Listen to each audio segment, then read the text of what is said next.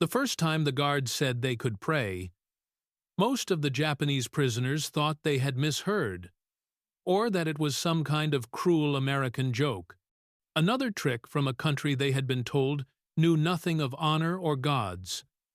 They stood in the dusty yard of the camp, sun hanging low over the rows of barracks, and watched as an American lieutenant pointed to an empty corner near the fence and said through a translator, "If you wish to pray, you may gather there," and then simply walked away, leaving them with a permission they had never expected from an enemy, a permission that felt heavier than orders.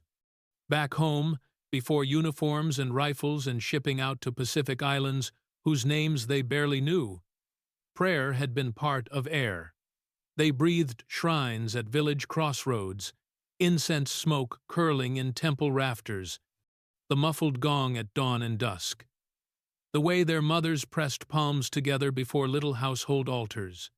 But years of war had twisted even faith into something else. The state had taken their shrines, wrapped them in flags, and told them the emperor was not just their ruler, but their living God. They had marched to battle, carrying amulets from temples, not for personal peace, but as proof they would gladly die. Before they were captured, Japanese soldiers were told that Americans were savages who mocked the sacred, who would trample shrines and burn sutra scrolls, who believed in nothing but money and machines. One corporal remembered an officer pounding his fist on a crate, shouting that capture meant not just death of the body, but the defilement of the soul. "You will not be allowed to bow to your ancestors. You will die like animals."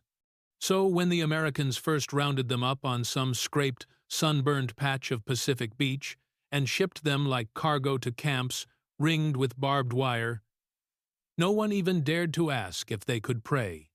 They hid their beliefs behind blank faces and clenched jaws, told themselves they had already failed their country by surviving. In the first weeks behind the wire, prayer happened only in silence. A few men traced invisible characters of sutras on their blankets at night. Others, lying on their bunks, quietly moved their lips, chanting familiar phrases into the dark, careful to keep their hands still so the guards would not see.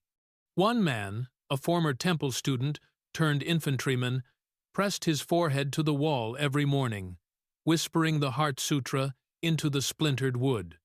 It was not that the Americans forbade it. They simply never spoke of it at all, and the prisoners assumed the worst, because that was what they knew. The shock began not with a sermon or an order, but with a question on a form. One day, an American officer came with a translator and a stack of papers, asking each man his name, rank, and religion. "Religion?" one private repeated, as if the word itself were a trap. "Shinto," he muttered at last, stiff with dread. Another said, "Buddhist," barely above a whisper. The interpreter wrote it all down carefully in English letters. That evening, a rumor ran through the barracks. The Americans were making lists of believers so they could punish them, separate them, maybe send them to worse camps. Fear grew teeth in their stomachs. And then, a few days later, the lieutenant appeared again in the yard, sunlight glinting off his glasses, the translator at his side. "Some of you," the translator said in halting Japanese, "have asked, or wish to know, about worship." The men glanced at each other. No one had asked, at least not out loud. Maybe prayers scribbled in the air had somehow been seen. "If you wish," the translator continued, "you may gather, in that corner, for prayer. We will not interfere. We can try to find ministers, priests." For a long moment, nothing happened. The prisoners stood frozen, hands at their sides, eyes locked on the lieutenant's face, looking for mockery, for a smirk, for a sign this was a test. Instead, the American only nodded. as if he had just told them the time of day, and walked off to shout at a supply truck. It was an older sergeant, his hair streaked with gray, who finally broke the silence. He shuffled toward the fence corner and slowly, deliberately, brought his hands together in front of his chest, fingers straight, palms pressed, eyes closing. Another man followed, then another. Within minutes, a small cluster had formed, boots scuffing the dry earth, heads bowed, lips moving in words that had been buried beneath slogans and survival. For them, it felt unreal. "We can actually pray?" One whispered to his comrade, the words half disbelief, half accusation. "In our way?"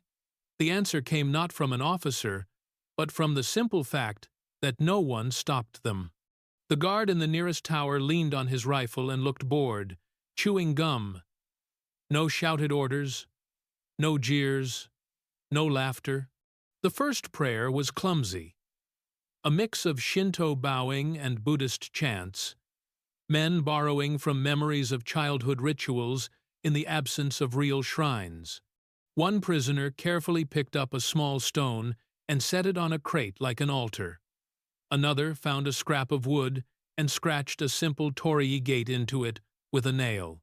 They had no incense, no bells, no bronze statues, but they had their breath and their voices and the shared shock of being allowed to do this at all. That night, back in the barracks, the conversations changed. Instead of endlessly replaying lost battles or cursing fate, men whispered about the yard. "Did you see?" They did not laugh. The guard even took his hat off while we were bowing. "Did you see that?" No one knew if the American had done it out of respect or simple habit, but the gesture took on weight in their minds. A few hardliners scoffed. "Of course they let us pray," one snorted. "It costs them nothing. They want us soft, so we forget who we are." But his voice lacked conviction. Even he had secretly mouthed a sutra on his bunk, staring at the ceiling. Weeks passed. The prayer corner became part of the camp's rhythm. At dawn, a small group would gather, faces turned to a sky that belonged to no nation, bowing toward an imaginary shrine, murmuring thanks for survival and pleas for families back home. In the evening, after work details in nearby fields or warehouses, more men joined. Sometimes they recited familiar sutras, other times they just spoke freely, using the words they had for grief and guilt. The Americans started to notice. One chaplain, a Christian minister assigned to the camp, asked the commandant if he could visit. He had been told the Japanese were fanatical, war-mad, unreachable. What he found was very human. He stood at a distance as the men prayed, hat held in both hands, listening to sounds he did not understand. Please don't forget to subscribe and hit the bell icon.